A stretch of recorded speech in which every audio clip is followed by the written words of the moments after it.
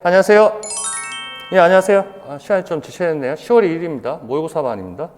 자, 아침에 모의고사 치는데 제가 이제 시간이 되면 앞에 아침 일찍 와가지고 여러분들하고 같이 그 뒤에서 이제 뭐 이렇게 가만히 지켜보고 할 텐데 시간이 안 돼서 답안지도 잘 쓰시네요.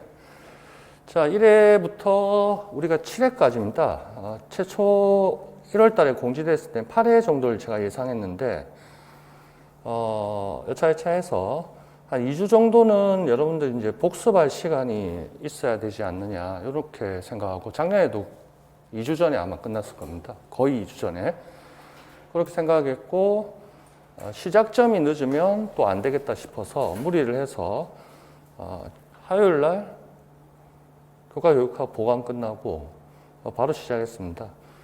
그래서 이제 이론을 어느 정도 여러분들이 기출 문제 풀이겠죠. 그걸 이제 완벽하게 자기 걸 만드셨느냐. 어떤지는 제가 잘 모릅니다. 1월 달부터 이제 실강팀 따라오신 분도 보이시고 한데, 근데 남은 기간은 충분합니다. 그래서 정해진 거는 세상에 없죠. 지식도 그렇고, 남은 기간 용기를 가지고 끝까지 최선을 다하는 겁니다. 그래서 사실 하나 더 알고 알지 못하고 하나 더 맞추고 하나 더 못 맞추고 1, 2점? 그게 과연 인생에서 물론 중요할 수도 있겠지만 그리 중요할까요? 근데 그것보다 제가 생각할 때는 자기가 목표로 한 거를 성취하는 성취감을 좀 맛보셨으면 좋겠습니다. 그러니까 인강 들으시는 선생님들도 이번에도 신청은 많이 하신 것 같은데 늘 보이던 이름들이 있죠. 그래서 제 소득은 올라가니까 한편으로는 좋을 수도 있겠지만 조금 미안한 감이 제가 더 든다고요. 잘 찍었으면 다시 안 들을 텐데 이런 생각도 들고요. 여러분도 마지막이라는 생각을 늘 가져야 됩니다. 마지막이라는 생각. 이번이 마지막이야 이렇게 생각하셔야 됩니다. 내년에 올해 19명이죠. 내년에 뽑을지 안 뽑을지 아무도 모르잖아요. 그러니까 늘 마지막이라는 생각으로 이번 마지막에 승부를 걸겠다 그런 생각으로 하셔야 됩니다. 그렇게 하시다 보면 시간은 순식간에 가고 좋은 결과가 있을 겁니다. 자, 시간이 늦었으니까 1시간을 까먹었으니까 시작해보죠. 자, 그리고 자신 없는 사람은 지금 좀 안 좋은 말이지만 나의 끝까지 달릴 자신이 없어 이런 사람들은 과감하게 정리를 하셔야 됩니다. 시간 낭비하지 마시고 그러길 바랍니다. 끝까지 최선을 다할 뿐만 같이 하시고, 아니면 그 시간에 더 좋은 일을 하십시오. 그래서 흐지부지 공부하느니 아예 그냥 접으십시오. 그게 더 인생이 더 편합니다. 화끈하게 공부할 사람만 화끈하게 하고, 그래서 이제 하늘에 맡기는 거죠. 그게 아니면 자기가 더 잘할 수 있는 분야는 충분히 많거든요. 그런 쪽으로 더 올인하시는 게 좋지 않느냐. 늘 말하지만 절박함이 있어야 됩니다. 절박함. 그리고 밖으로 드러나지 않는 분노감이 있어야 됩니다. 분노감. 왜 나는 보여주지 못하느냐. 자기 자신한테 좀 분노를 느껴야 됩니다. 남들 다 이런 말 하면 안 되지. 남들 다는 아니고 어려운 시험이고 물론.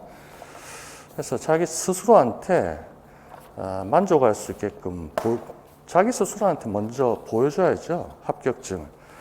자, 그리고 가족들 기쁘게 하고. 자, 갑시다. 자, 가겠습니다. 자, 1번 문제부터 쫙 봅시다. 오늘 좀 아쉽게 생각하시는 분도 계실 텐데요. 제가 이제 시간이 조금 핑계지만 부족해서 지난주도 5일 강의를 하고 막 이랬습니다. 그래서 지금 잠을 안 잔 지가 36시간이 넘었나? 그러니까 이걸 미리 준비 왜 안 했느냐? 그럼 또 이때까지 열심히 살았는데 시간이 없었다. 또 이렇게 말해야 되고. 그래서 신선한 문제가 없습니다. 작년에 했던 문제가 거의 대부분입니다. 신선한 문제가 없고. 그래서 그 문제 만드는 재미가 있고, 매년 모의고사 할 때마다 한 60% 정도는 새 걸로 교체하거든요. 그래야 이제 여러분들한테도 뭔가 체면이 서고 그런데 요번 1회부터 좀 시간 타이밍이 이제 다른 일도 많이 겹쳐서 많이 못 넣었어요. 근데 이제 앞으로는 새로운 문제들 많이 넣도록 하겠습니다. 왜냐하면 이제 계속 매년 들으시는 분은 늘 봤던 문제란 말이야. 그래서 조금 신선하게 생각하지 못할 분도 계실 것 같아서. 자, 갑니다. 가보죠. 자, 대부분 이제 제 수업을 들었는지 안 들었는지 모르겠지만 그런 관계없이 하여튼 제 스타일로 하겠습니다. 자, 1번 보시고요. 자, 이거는 2점짜리 문제인 건 다 알고 있고요. 고교 학점제 가에서 얼핏 힌트를 주고 있죠. 근데 사실 나는 뭡니까? 나는 총론에 있는 내용입니다. 총론에 우리 특성하고 그쪽에 있는 공통사항이 있는 사항입니다. 제일 마지막에. 그러니까 최근에 2022-25 2022년 1월 17일 그때 가장 따끈따끈한 발표된 추가됐죠. 신설된 항목입니다. 그래서 총론 나중에 이제 꼼꼼하게 살펴보시고요. 그래서 첫 번째 동그라미는 총론이고요. 그리고 밑에는 총론 해설서에 있는 내용입니다. 근데 이걸 읽다 보면 작년에도 모의고사 때 고교 학점제 대비를 좀 했는데 그 내용하고 좀 관련이 되는 그러한 내용들이 있어서 했습니다. 문제를 만들었고요. 자, 문제는 이제 이렇게 나오는 거죠. 우리 시간은 충분한 시험인지 아시죠? 시간 충분합니다. 그러니까 천천히 끝까지 천천히 푸시면 됩니다. 우리가 시간이 쪼달리는 시험이 아니거든요. 자, 갑니다. 이런 걸 이제 작년에 제가 프린트해서 많이 참고를 많이 해서 그 중에 하나 있는 겁니다. 그래서 뭐 미래사회 인재 양성을 위한 직업계고 학점제 추진 계획 이런 걸 제가 이제 프린트해서 많이 봤었죠. 찾아보고 했었는데 여러분들 뭐 크게 볼 필요는 없을 것 같고요. 총론가 지금 현재 202225입니다. 그래서 이제 내일 모레 이제 발표나죠. 본 공고 나면 총론이 어디까지인지 범위가 나올 텐데 202225 여기 22년 초니까 당연히 이제 범위가 될 거고요. 총론과 그에 따른 총론 해설에 결국에 우리 총론 목차 중에는 교육과정 로마자 2죠. 학교급별 교육과정 편성 운영 그 중에 고등학교 4번 가지요. 맞나? 그 다음에 거기에서 나아였죠. 나아해가지고 교육과정 편성 운영 기준 거기에 방갈로 1번의 공통사항 이렇게 해서 9가지인가? 하하까지인지 뭐 있을 겁니다. 14개인가? 그 중에 제일 마지막에 들어온 겁니다. 근데 요때 2022년 1월 17일 요때 고시된 겁니다. 발표됐다. 그렇게 생각하면 되겠고요. 자, 그랬을 때 용어를 적어라. 이렇게 나오죠. 그래서 여러분들 다 우리 수업 시간에 다 했지만 산업보건안전? 맞나요? 산업보건안전? 안전? 뭐 그런 것도 나왔고 뭐 이상한 거 많이 물어봅니다. 산업직무? 별책 25에?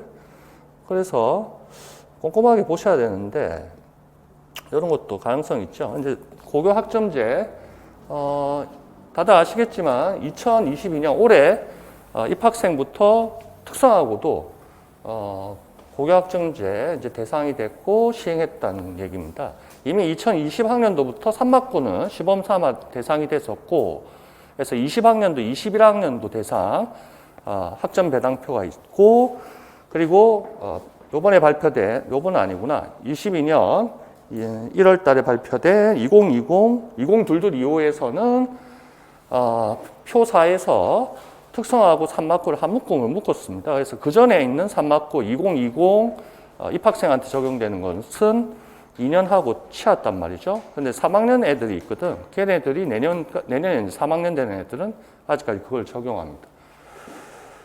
자, 고교 학점제 뭐 논란이 많지만 자, 학생의 기초소양 기본학력 뭐 좋은 얘기네요. 이수 기준에 도달한 과목에 대해서 학점을 취득 누적하여 졸업한다.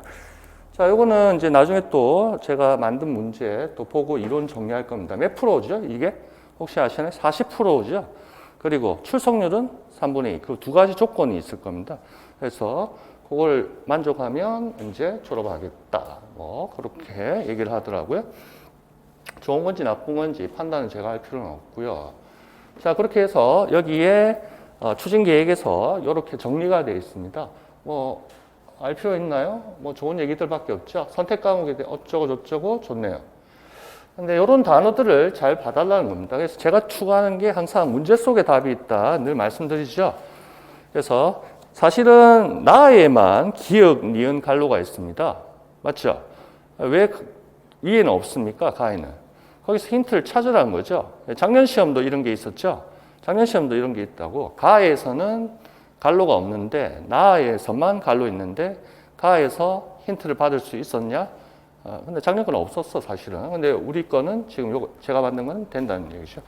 그래서 최소 학업 성취 보장이라는 그러한 중점 사항이 있습니다. 학생들이 과목 이수 기준에 도달하여 학점을 취득할 수 있도록 책임 교육을 강화하여 기초소양과 기본학력 보장하겠다. 뭐 애울 필요 있습니까?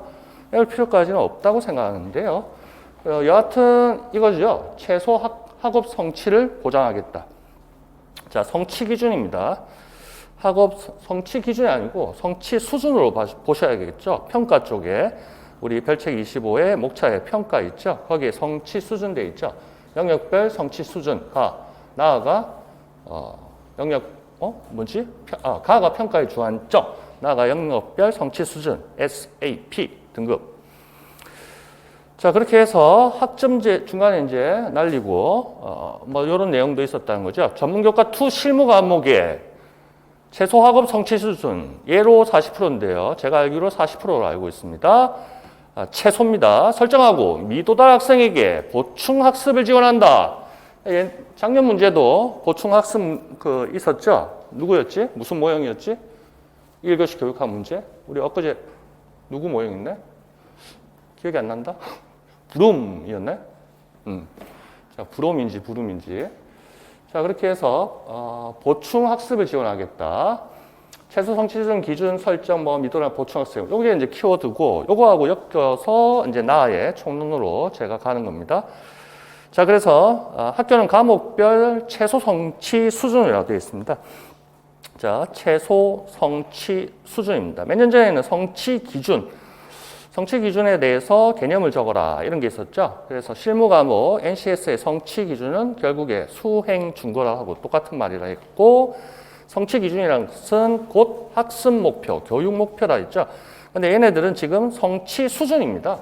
그러니까 예전에는 전 잘 모르지만 5등급이 있었나요? 그 애들 점수 매기는 게 A, B, C, D, E 뭐 그랬나요? 근데 지금은 이제 40% 이상만 되면 졸업시키겠다 이런 겁니다. 자, 이제 고교학점제는 최소 성취 수준을 보장하기 위해 학교의 여건 등을 고려하여 다양한 방식으로 예방 보충 지도를 실시해야 한다. 이겁니다. 생뚱맞죠? 요거를 적어달라고 제가 요구하고 있습니다. 다 적으셨나요? 적으신 분 혹시 있나요? 잘 없으리라고 생각하고 낸 겁니다. 자, 왜 그랬을까요? 이런 것까지도 꼼꼼히 보자는 거죠. 작년 시험에 보충학습이 나왔으니 혹시나 해서 그리고 최소 성취 수준 그런 것들이 고교학점제에 중요하니 그래서 지금이라도 외워주십시오. 갈로는 항상 글자 크기만큼 벌어지지 않습니다. 그런 선입관을 가지면 안 됩니다. 자, 최소 성취 수준 집에 와서 총론 잘 찾아보셔야 되죠. 공통사항의 마지막에 신설된 거 예방 보충 지도. 자, 오른쪽 페이지 가겠습니다. 자, 항상 왼쪽에 문제가 있고, 그 밑에 이제 이론, 답, 그리고 그 밑에서부터 오른쪽으로 그렇게 해서 해설이 나오고, 이렇게 해서 펼쳐서 보시면 보기 쉽고요. 자, 요거 우리 교육과정 할 때, 교과 교육할 때 다 했던 것들이고, 페이지를 내년부터는 적지 말아야겠다. 보기가 안 좋네. 자, 학교급별 교육과정 편성 운영 기준, 거기에 있었고요. 4번에 고등학교, 1번 기본사항 14가지인가 있었고, 고등학교가 편제와 학점, 이제 바뀌었다는 거 다 알죠? 학점 배당 기준으로 다 바뀌었고, 언제? 22년 1월 17일. 제2020 2호입니다. 편제 나왔고요. 학점 배당 기준으로 이제 바뀌었고요. 보통교과, 전문교과, 그 다음에 나의 편성 운영 기준. 여기서 이제 시험이 거의 많이 나왔다.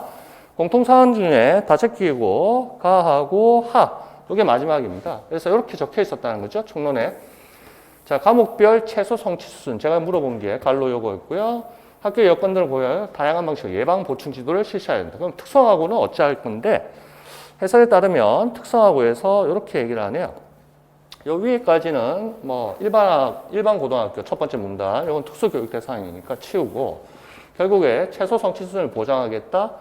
예방 보충 지도를 실시하여야 한다. 실시하여야 한다. 이렇게 나오고요. 우리는 요거죠.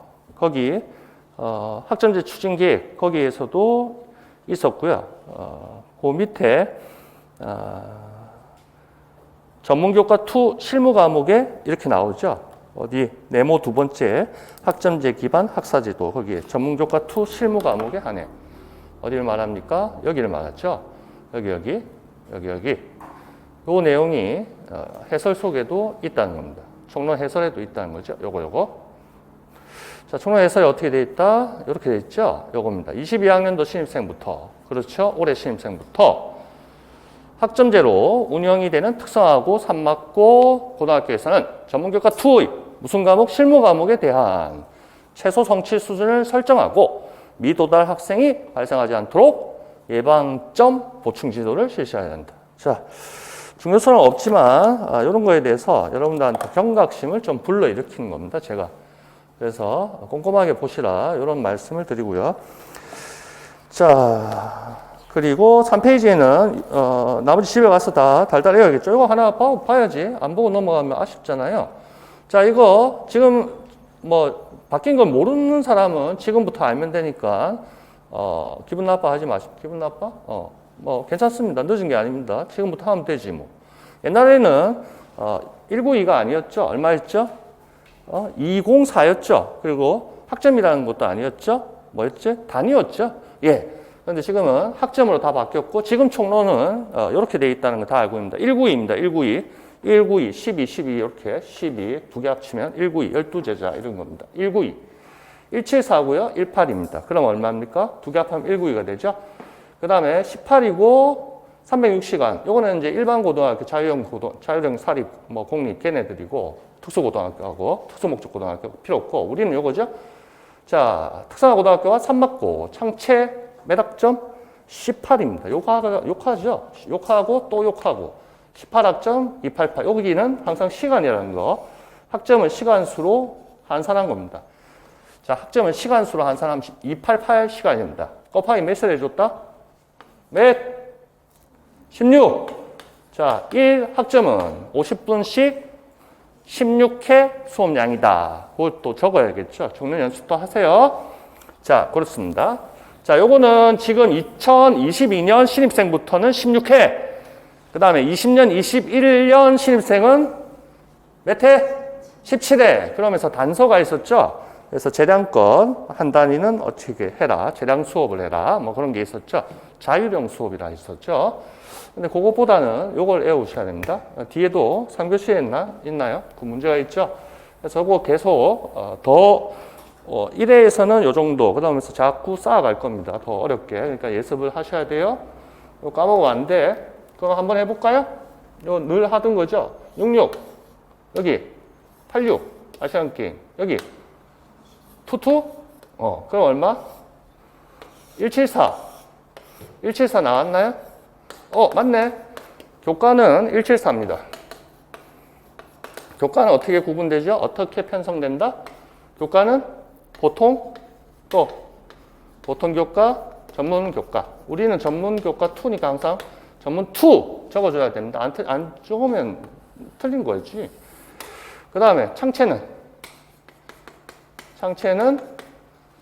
18, 또 88, 여기 시간을 항상 적어주셔야 됩니다.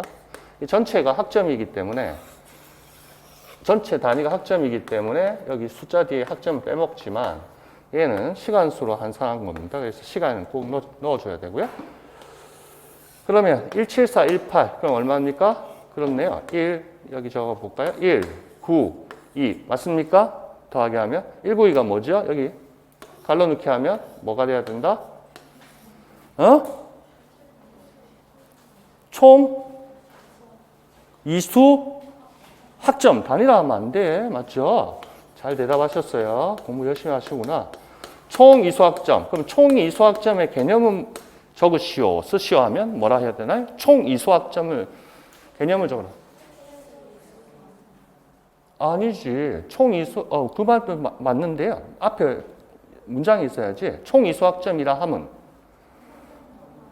고등학교 3년간 이수해야 될 최소 이수학점, 뭐 이렇게 서술해야겠죠. 저도 똑같이는 말을 못하고 있네요. 시간이 흐르니까 또 눈에 안 발라놓으니.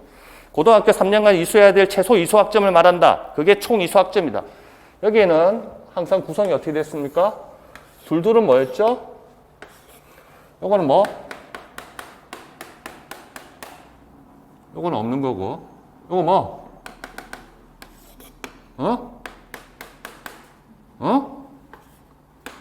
필, 수, 이, 수, 학점. 요 앞에 공통 과목이 있는 거 아니에요? 국수, 영한, 통사, 통과. 공통 과목.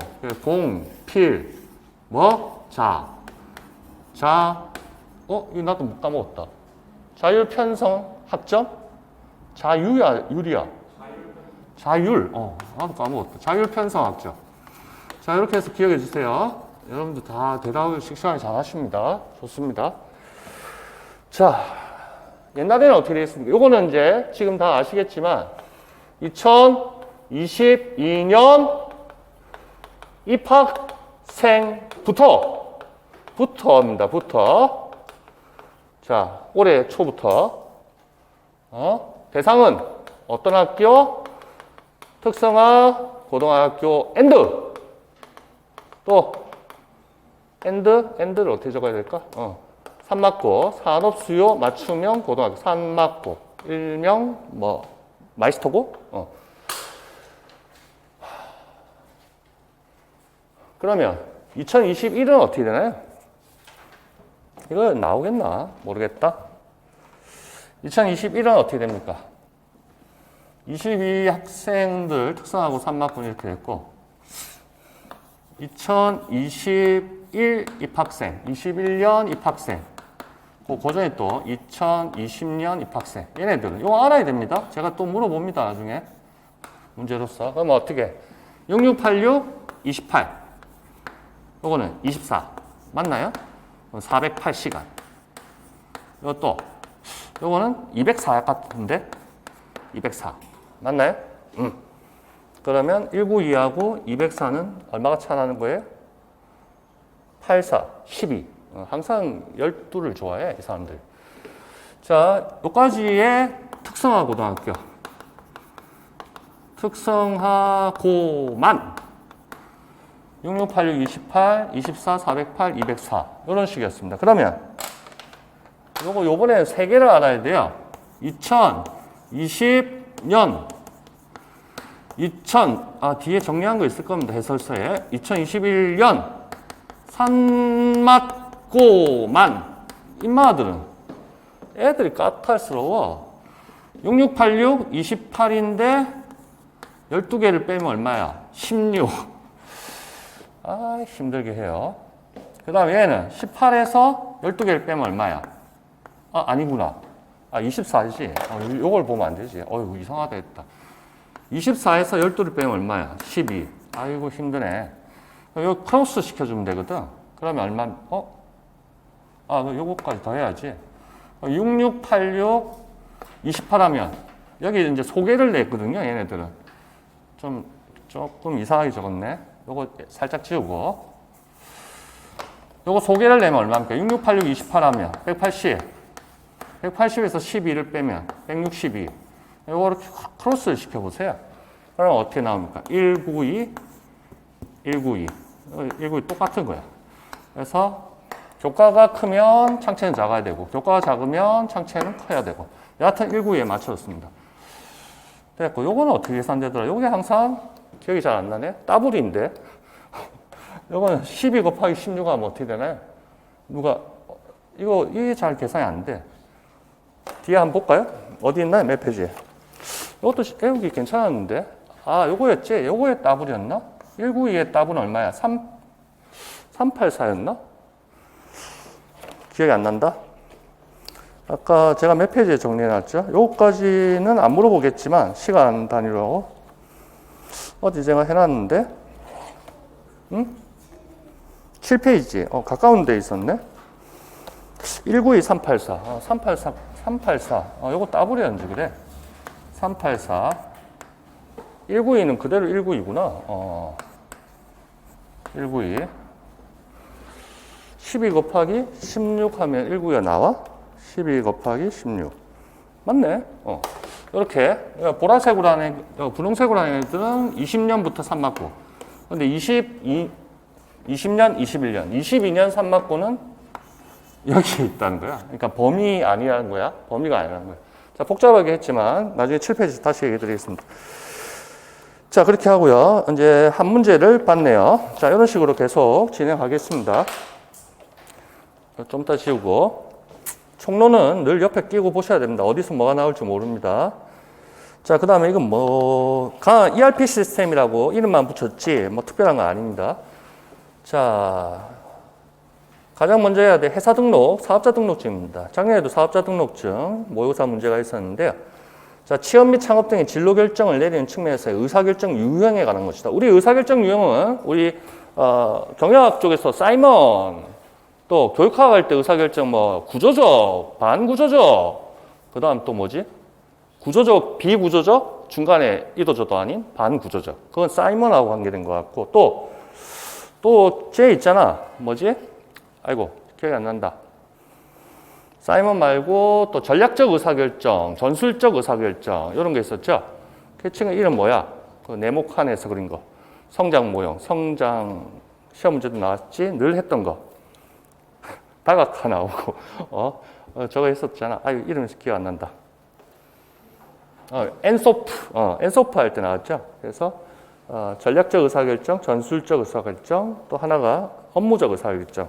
요 정도 이름. 그런 게 있었습니다. 근데 요런 건 생뚱맞죠? 새롭게 나왔습니다. 의사결정의 유형 해가지고. 근데 취업 및 창업입니다. 우리 요새는 창업하고 관련해서 좀 문제가 안 나오는 것 같으나 그래도 상업경제 예전에 EBS라든지 우리 또 창업이라는 과목이 있죠. 우리의 별책 25에 창업 일반이 있나요? 기본 기초 과목에 있죠. 창업 일반. 자, 그렇게 했고 일반 가세자 나오네요. 땡땡 기업 성명 A 대표입니다. 자, 그런 식으로 쭉 나오네요. 업태 나오고요. 짝짝짝 나옵니다. 경비 및 경호 서비스가 종목으로 되어 있네요. 그럼 서비스업이라고 여기 박아져 있고요. 저도 마찬가지로 서비스업이고요. 됐습니다. 발급 신규고 짝짝. 요 문구 잘 체크해 주세요. 사업자 단위 가세. 요 문구 잘 체크하세요. 나중에 문제에서 한번 볼 겁니다. 여기 갈라놓기 있을 겁니다. 자, 여러분도 사업하면 국세청에 동네 이제 세무서 가서 사업자 등록 신청하면 이런 걸 받을 수 있고 주민번호 같이 회사에 사업자 등록번호가 나온다는 겁니다. 자, 이렇게 보시면 되고요. 자, 생년월일이 2002년에 태어났는가 보네요. 2002년이 월드컵 우승할 때. 월드컵 하면 항상 히딩크가 영웅으로 떠오르는데 그 사람이 항상 그랬죠. 저도 그 당시에 보니까 맨날 5대 빵으로 져. 월드컵 몇 개를 앞두고. 그런데 히딩크 뭐라 했죠? 우리는 배가 고프다. 우리는 세상을 깜짝 놀라게 해줄 것이다. 이렇게 하니까 선수들도 그래 기초 훈련을 많이 했다잖아요. 기초 체력 훈련. 그러니까 예전에 국가대표팀이 아니라 지치질 않죠. 잘 뛰고. 그러니까 여러분도 기초 훈련을 많이 하셔야 됩니다. 기초. 공부도 마찬가지고 삶을 사는데 기초적인 체력도 좀 훈련하시고. 자, 그렇게 했고요. 사업자 등록증 이제 구경해 보자는 거고요. 작성 방법은 결국에 서비스업의 특성에 대해서 이제 물어보고 있는 겁니다. 그래서 테마는 서비스업 특성, 그리고 제조업하고 차이도 얼핏 알면 좋겠고요. 그 다음에 창업에 관한 의사결정입니다. 그래서 여기 보시면 제가 이렇게 적어 놓았죠. 취업 및 창업이라 했습니다. 별책 25에 제일 앞에 별책 25에 로마자 1번에 1-1 하면 교과 교육과정의 목표였습니까? 나왔지. 거기에 취업 및 창업, 진로 이렇게 해서 박혀 있는 거. 별책 25 요번에 할 때 내가 말 아닌 것 같다. 저는 그게 그러면 진로가 취업 아니면 창업밖에 없다는 얘기야? 그렇게 받아들일 수 있다는 거예요. 별책 25 로마자 1번에 교과 교육과정의 목표 거기 가서 한번 색칠해 보세요. 늘 말하는데 요번에 아마 안 했던 것 같습니다. 마지막 시간에 교과 교육학 할 때 화요일 날. 자, 그런 거와 관련해서 진로 의사결정입니다. 그래서 제가 뒤져보니까 요게, 우리 저 과목 있죠? 성공적인 직업 생활. 거기에도 이런 내용이 있고, 또 뒤져보면, 인터넷만 쳐보면 논문에 이런 게 많이 있더라고요. 그러니까 우리는 교육학적인 측면의 사람들이니까 학생들 진로, 또 그런 거 많이 또 상담도 하셔야겠죠. 자, 그랬을 때 이렇게 정리가 되더라고요. 훌륭한 사람들이 세 개로 딱 분류를 했습니다. 의사결정을 어떻게 방식을 말한다, 이해하고 의사결정, 영향을 미친다, 뭐 좋답니다. 뭐 알 필요 없고. 그래서 유형만 세 가지만 기억해 주면 되겠다. 그래서 진로 정보를 신중하게 수립하고 논리적인 결정을 내리는, 이건 뭘 적어야 됩니까? 경영학이든 경제학이든 양대산맥이 효율성 아니면 효과성입니다. 거기에 이제 맞는 키가 되거든요. 그러면 효율성이나 효과성을 추구한다는 건 뭐 어떤 걸 말합니까? 합리적이다, 이성적이다 이런 거죠. 근데 이성적 적기에는 좀 그렇죠. 합리적이라는 거. 진로에 대해서 논리적이기보다는 상상과 정서적인 자각을 활용하는 직관적 유형. 이런 사람이 사실은 동물적 감각이 있는 훌륭한 사람인 것 같은데, 제 느낌에는. 사실 천재들은 다 직관적이지 않을까요? 진로 결정에서 타인의 영향을 많이 받고 수동적인 경향을 갖는 의존적인 유형. 그래서 세 가지가 있다는 걸 좀 정리를 해 주십시오. 어디에 나온다? 그렇죠. 성공적인 직업 생활. 거기에 교과서에 나오더라. 이거죠. 그래서 의사결정의 유형이라는 테마고요. 의사결정의 유형. 뭐하니? 의사결정의 유형이 맞지? 자, 의사결정의 유형이라는 테마에서 지금 세 가지로 구분했더라. 그걸 이제 기억을 하는 거죠. 어떻게? 합리적, 그리고 직관적, 그리고 수동적인 의존형. 자, 근데 뭐에 따른 의사결정입니까? 그렇습니다. 진로라는 큰 테마입니다. 진로는 크게 두 가지로 나눈다. 어떤 회사에 취업하느냐, 창업하느냐. 별책 25 앞에 첫 장 보시면 나옵니다. 여러분들은 뭡니까? 여러분들의 진로는 취업? 크게 보면 취업인가요, 여러분들은? 맞나요? 저는 창업? 저는 창업이었을까요? 세무사무실 하는 게. 자, 그렇게 해서 요 유형이 세 가지가 있더라. 그거 기억만 해주면 되겠습니다. 자, 특별한 거 아니고요. 자, 그리고 니은에 들어갈 얘기를 쓰라. 이거 내가 합리적. 그 다음 기억은 어디에 써? 기억은 밑에 작성 방법 쪽에 문제를 내고 있어. 참 독특하죠. 가의 땡땡 기업은 서비스업이다. 그 서비스업이라고 종목에 섞여 있네. 이런 단어도 잘 기억해 주세요. 자, 여기 업태하고 종목이 되어 있거든요. 그래서 도소매업이라든지 표준산업 분류표가 있는데요. 그거 저도 맨날 보지만 그냥 그렇거니 하시면 되겠습니다. 업태, 도소매, 제조 이런 식으로 크게 구분한다. 이렇게 보시면 되겠고요. 종목은 좀 자세하게, 그래서 서비스는 서비스인데 경비 및 경호에 대한 서비스더라. 이런 뜻입니다. 알 필요 없고 이런 단어들만 조금 혹시 모르니까. 사업의 종류라 했네요. 사업의 종류. 요거 사업자 단위 과세제도, 사업자 단위 과세제도, 사업자 단위 과세제도. 언젠가는 만나볼 겁니다. 친하게 지내야 됩니다. 사업자 단위 과세제도, 사업자 단위 과세제도. 자, 의사결정 유형은 진로 정보 요거 했잖아. 그 다음에 밑에 자, 가의 땡땡 기업은 서비스 기업이다. 난 사업자 등록증 보면 알 수 있어. 난 눈이 있는데 서비스가 적혀 있는데. 자, 서비스업은 품질에 대한 표준이 어려운 뭡니까? 요거는 일반적으로 이렇게 얘기를 하니까 어쩔 수 없이 우리는 그냥 외울 수밖에 없겠죠. 그래서 품질 표준이 어렵기 때문에 다양하다. 생산과 동시에 소비가 이루어진다. 서비스라는 거는 그렇겠죠. 생산하면서 동시에 소비가 이루어진다. 그래서 동시성을 가지고 있다. 그래서 그런 단어들만 좀 잘 체크를 해주세요. 동시성. 요거는 다른 책에, 성공적인 직업생활 말고라도 경영 일반이라든지 그런 교과서들에 한 세 가지 정도는 나옵니다. 경영 일반이 맞을 겁니다. 예. 이질성. 뭡니까? 서비스를 제공받는데 베테랑한테 받는 거하고 저기 말단한테 받는 거하고 다르겠죠. 그러니까 이질성이 있다. 그러한 특징이나 성격이 있다. 그 정도입니다. 기억에 들어갈 용어. 그래서 품질에 대한 표준이 어렵기 때문에 다양성이다. 품질 차이가 많이 격차가 많이 난다. 그래서 요거는 생각하지 마시고 그냥 기계적으로 이렇게 이제 훌륭한 사람들이 분류해 놨으니 우리는 그냥 받아들이는 것만 너무 기분 나쁘게 생각하지 말고 그냥 받아들이는 걸로 됐습니다. 자, 오른쪽 페이지 갑니다. 서비스의 성격이 나오는데요. 아주 옛날에 객관식 문제 있을 때 우리 경영학 쪽에서 회계사 시험이나 이런 데 나왔던 뭐 그런 게 하나 나왔습니다. 서비스 팩토리하고 뭐 여행사 뭐 이런 게 있었던 것 같은데 그래서 혹시나 해서 자, 무형성입니다. 우리 서비스는 유형이 아니죠. 물리적인 실체가 없다. 이렇게 일반적으로 받아들이고 있습니다. 그러나 요새는 서비스 재하 그러니까 우리가 서비스를 이때까지 어릴 때부터 용역이라고 늘상 교과서에서 배웠던 것 같습니다. 저는 그랬었는데 어릴 때. 근데 지금 세상에는 용역과 재하가 구분되나요? 구분 안 되는 것 같습니다. 예? 동시에 지급받고 하는 거 아니겠습니까? 크게 구별이 안 되는 것 같습니다. 근데 교과서니까 무형성이라 해놨네요. 서비스를 제공하는 서비스는 형태가 없으므로 생산활동의 결과가 눈에 보이지 않는다. 과연 그럴까?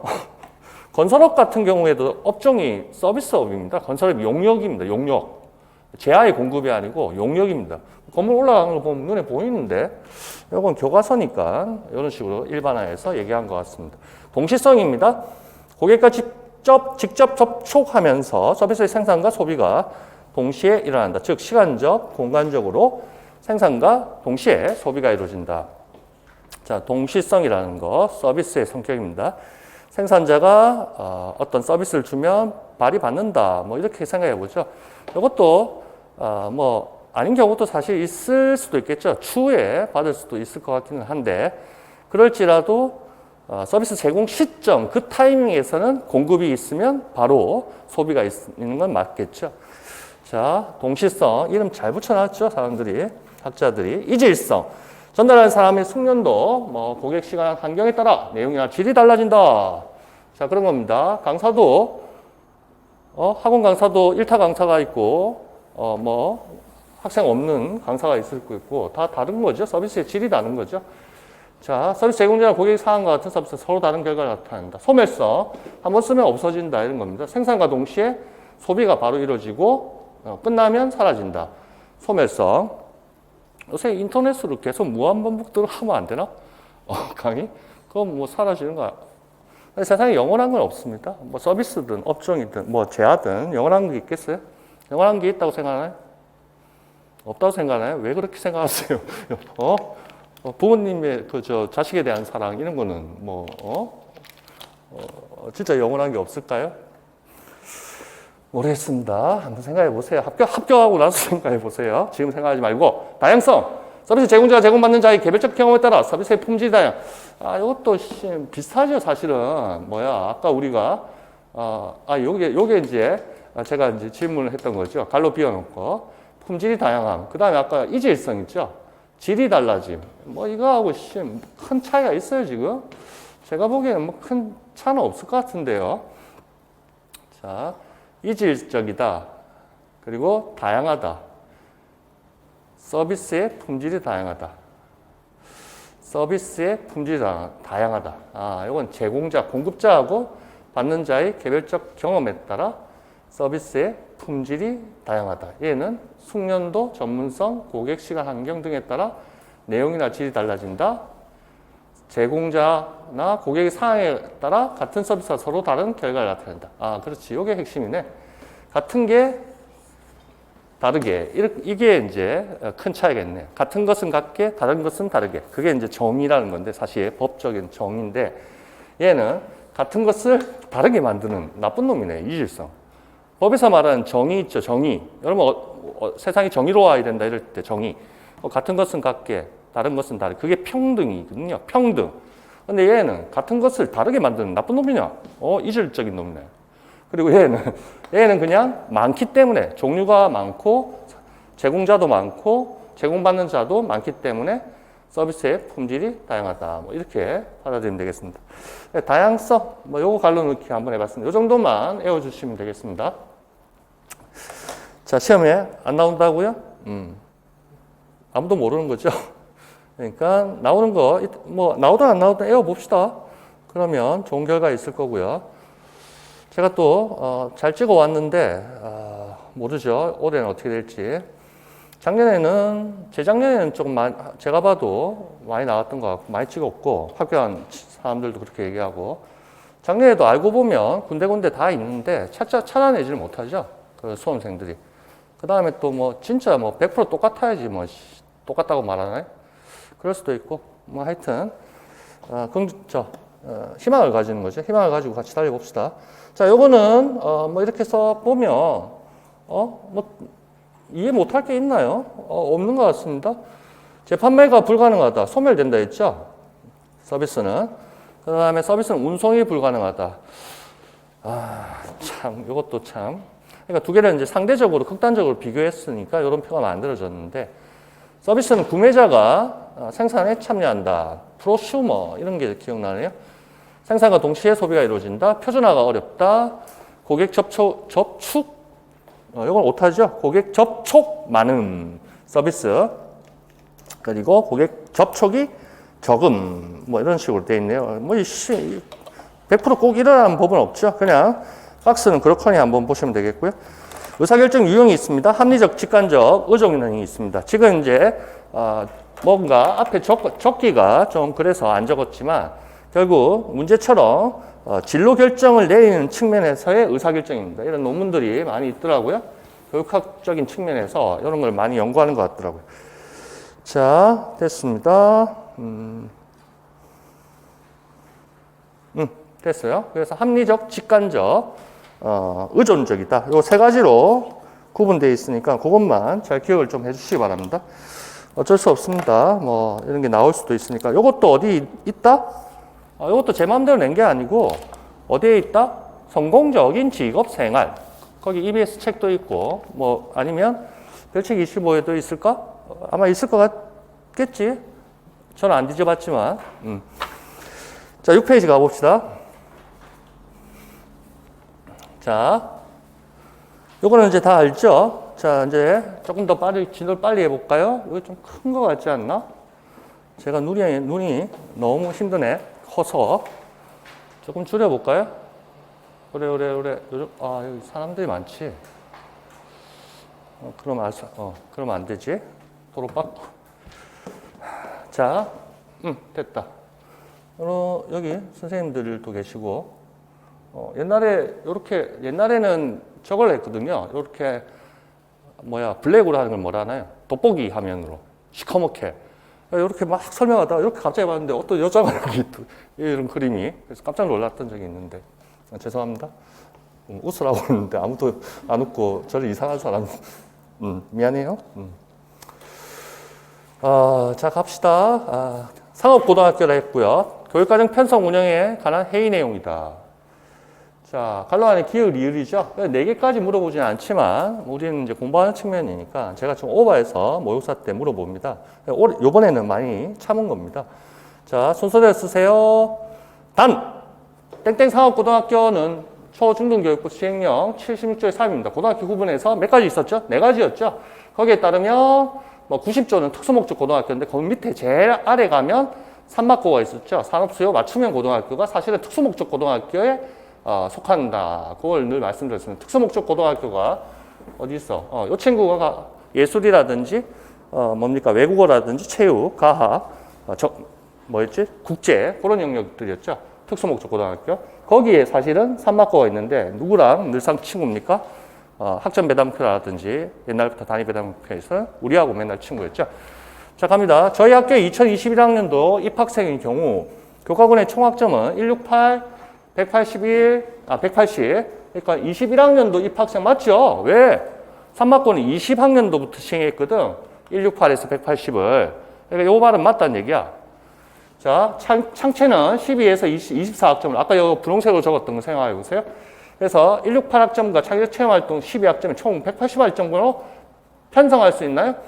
아니야. 총 이수학점은 192가 돼야 돼. 최소하면 안 된다고 그랬죠? 168. 교과가 168에서 180이면 창체는 12에서 24면 크로스를 시키라고 짝짝 192. 오케이. 요래 짝짝 192. 최소는 이 수학점은 192가 돼야 됩니다. 근데 이 교사 A가 신입 교사인가 봅니다. 그래서 교무부장이 야단을 안 치네요. 자, 전체 최소 학점은 168학점이나 교과군의 창체의 최소 학점은 168학점, 창체 활동의 최소 학점은 12학점이나 고등학교 3년간 이수해야 할 최소 이수 학점은 기억 학점입니다. 이거 못 적는 사람 있으면 혼나야 되죠. 192입니다. 따라서 교과군의 총 학점이 168학점인 경우 192 빼주면 192까지 가려면 이사를 창체에 편성해야 된다. 그래서 니은은 24학점. 자, 저희 학교 교사 B가 22학년도 입학생부터 적용하는 학점 배당 기준에 따라 창체 활동의 최소 이수 학점을 이수 시간수로 환산하면 어떻게 되냐면 지가 계산해 보면 되지. 왜 교무부장한테 물어봐? 네, 이수 시간수로 환산하기 위해서는 1학점의 수업량을 알아야겠죠. 그래서 1학점은 50분 수업으로 16회 이수하는 수업량이다. 그러니까 곱하기 18 곱하기 16 해주면 되겠죠. 그렇게 하면 우선 알아야겠죠. 창체 활동의 최소 이수 학점은 몇 학점이다? 18. 요거 하는 겁니다. 18. 자, 22학년도라 했습니다. 22학년 입학생부터 1학점은 50분을 기준으로 몇 회? 16회. 그럼 곱하기 하면 얼마가 됩니까? 18 곱하기 16 하면 또 88? 계속 욕만 하는 거죠. 288. 자, 한번 산수해 보세요. 자, 네가 계산하라. 이렇게 얘기하죠. 자, 오른쪽 갑니다. 자, 우리 교과 교육학할 때 다 정리했고요. 크게 세 개로 나누면 되겠죠. 그래서 처음 보신 분이 만약 있다면 인강 드신 분은 언제 앞으로 요거 차근차근 하시면 됩니다. 어렵지 않습니다. 크게 세 가지로 세 등분 하시면 되겠고요. 자, 제일 위에가 뭡니까? 지금 21학년도 입학생 그러니까 과거 거다 이렇게 생각하면 돼. 과거 204일 때 이때는 뭐다? 단위. 그래서 여기는 어디 있나? 여기 다 단위로 돼 있죠. 단위. 자, 그 다음에 22학년도 특성화고등학교 앤드 3학부입니다. 22학년도 입학생부터 하나 적어주시고 자, 그래서 19이고요. 다 학점 이렇게 하나 끊어지고요. 그 다음에 21학년도 입학생 그러니까 역시가 아니고 20학년도부터 뭡니까 시행됐으니까 교육부 장관이 지침을 마련했다 하면서 뭐 이렇게 됐죠. 총론 해설 쪽에 있었지 않습니까? 이렇게 했을 때 얘는 168에서 180 이렇게 범위가 정해졌습니다. 오래됐고 이제 크게 해볼게요. 그래서 세 가지가 있다. 자, 그렇게 외워주셔야 됩니다. 되겠습니까? 그래서 문제가 이번에 어떻게 나올지 모르겠지만 23학년도 입학생부터 적용하는 교육과정 편성 운영 기준에 대해서 회의하면서 AB 교사 그렇게 하면 몇 학점? 192학점 되겠죠? 근데 그렇게 나오겠죠 아무래도. 근데 3학년이 딱 있어서 잘 모르겠네요. 옛날 것도 가급적 기억해 주시는 게 좋지 않느냐 그렇게 생각합니다. 요거는 아까 얘기했던 분홍색으로 했던 3맞고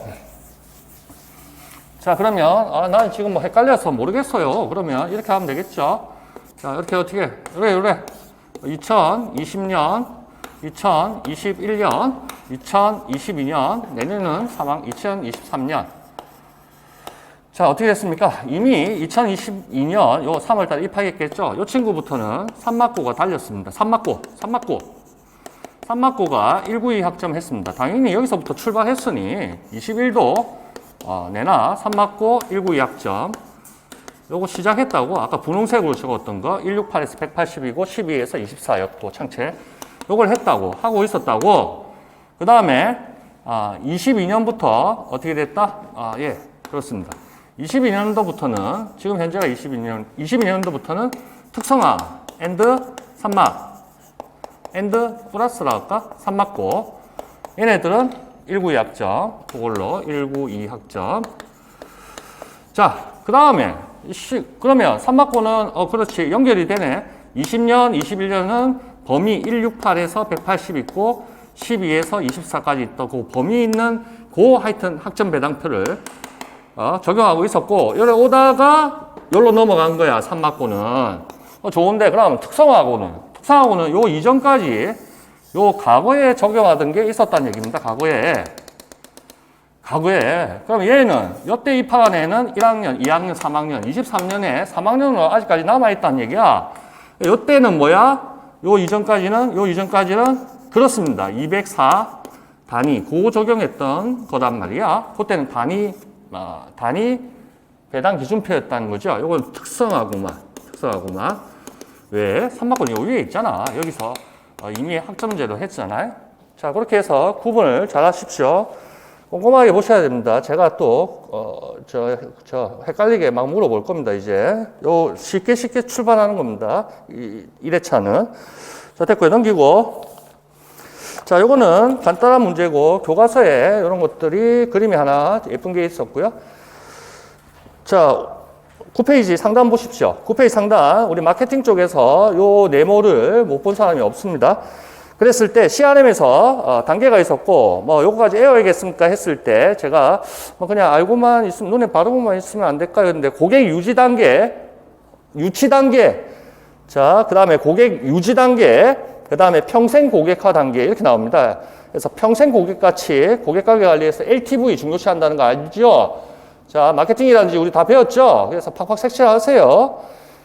그래서 세 가지 단계입니다. 고객 유치 단계, 유지 단계, 평생 고객화 단계. 그래서 그 세 단계. 고객을 확보하고, 고객을 유지하고, 결국에 평생 고객화 단계입니다.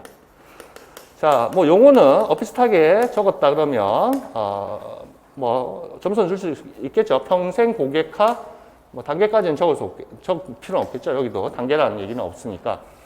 결국에 X축의 변수가 고객 관리 주기입니다. 그러니까 타이밍을 말하죠. 시간을 의미하고. 자, 그랬을 때 이런 식으로 더 발전한다. Y축의 변수가 수익성이라는 거죠. 수익성.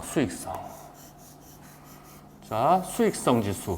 그런 게 생각나네. PI법. 이런 것도 생각. 재무 관리할 때 배웠던 것 같은데, 수익성.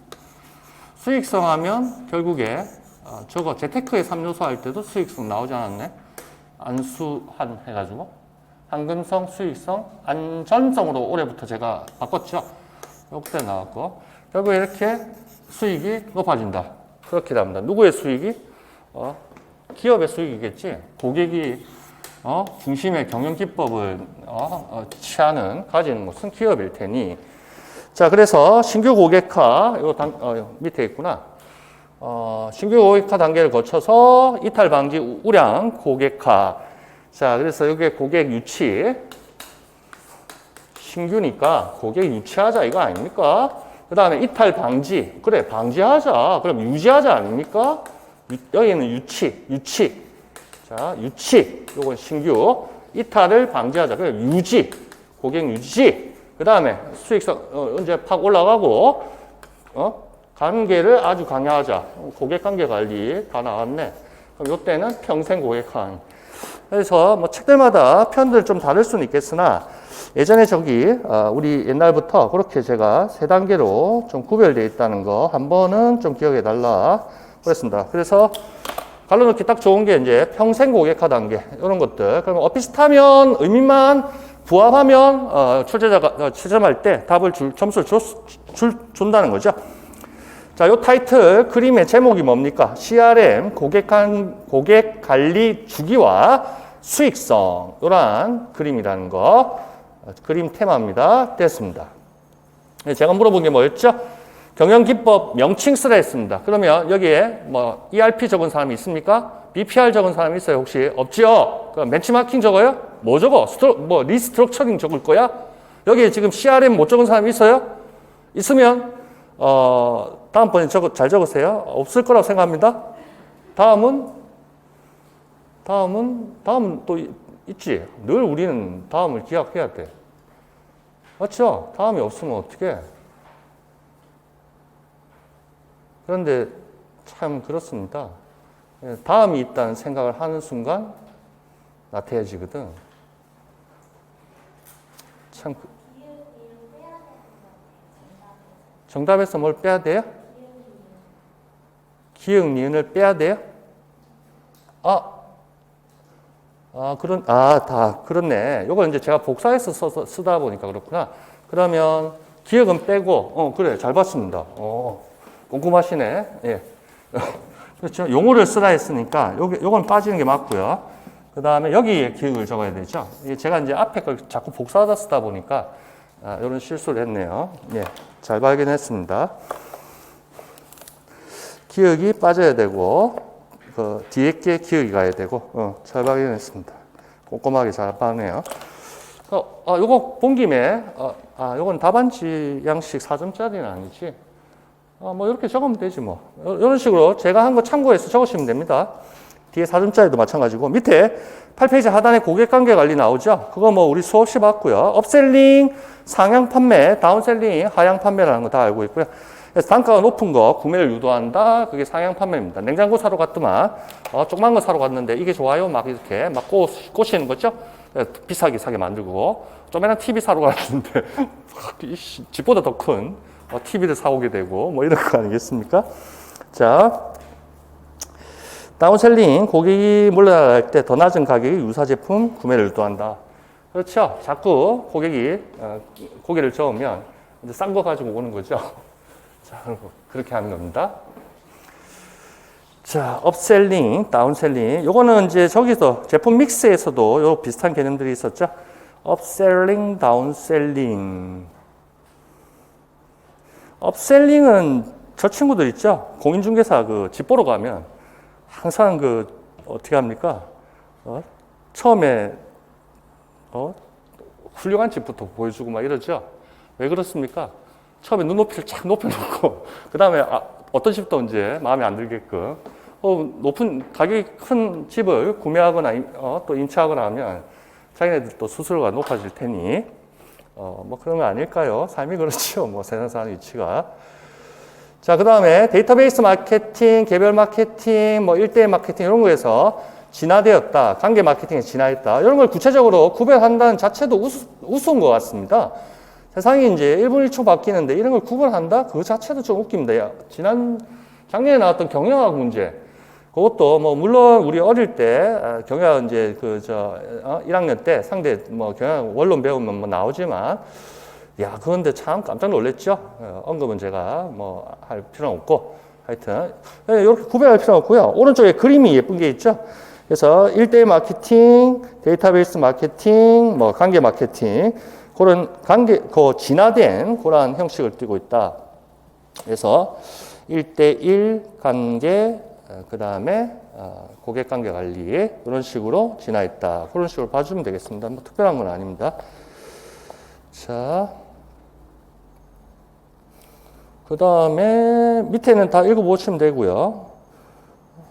저기 뭐 줄 건데 뭐 다 있죠. 평생 고객화는 뭐 여기 다 있습니다.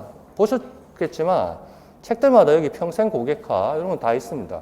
신규 고객 획득, 고객 유치, 그리고 우수 고객 유지, 뭐 유지죠. 그 다음에 증진 어쩌고 저쩌고 평생 고객화 이런 거거든요. 그러니까 이제 어떤 고유명사 같이 이 한 묶음으로 그렇게 좀 알고 있는 게 좋겠다. 됐습니다. 업셀링, 다운셀링 뭐 다 됐고 뭐. 그 다음 또 하나 뭐 있죠? CRM에서 중요한 게 우리 시험 나왔던 거 교차 판매가 있었죠? 신발 어울리는 양말 팔고 뭐 이런 거죠. 구두에 어울리는 뭐 바지 팔고 뭐 이런 거겠죠. 교차 판매. 자, 밑에 똑같은 겁니다. 고객관계 관리. 그래서 LTV 극대화한다. 평생 고객가치. 이런 것도 평생 고객화. 그 기억에 써놓는데 도움이 될 수 있을 것이다. 그 정도만 보시면 되겠고요.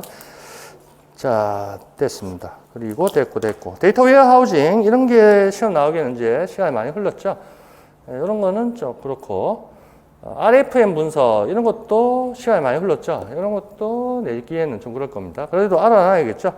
그래서 리션시, 프리퀀시, 모니터리 밸류 이 정도 RFM 문서 이걸 제가 어떤 그 백화점에서 어떤 청년이 그 야구 잠바 같은 거 입었는데 RFM 이렇게 적혀 있던데 그 상호가 상표가 그런 게 있는지 모르겠다.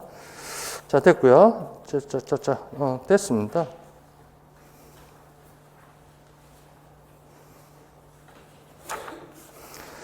자, 그 다음에 10페이지. 자, 가봅시다. 10페이지, 11페이지.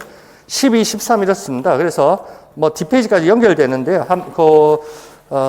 뭡니까? 다 알고 기본 강의 혹시나 들으시고, 중복되는 내용 아닙니까? 다 기본 교재에 있었던 거거든요. 그러면 과감하게 째버리고 자기 걸로 만드시기 바랍니다. 단축화 하시길 바랍니다. 자, 그렇게 하고. 자, 요거 하면 시간이 좀 걸릴 것 같은데. 그러면 한 10분 쉬고, 제가 아까 없던 것 복사해오고 그렇게 하도록 할게요. 10분만 좀 쉬죠. 예.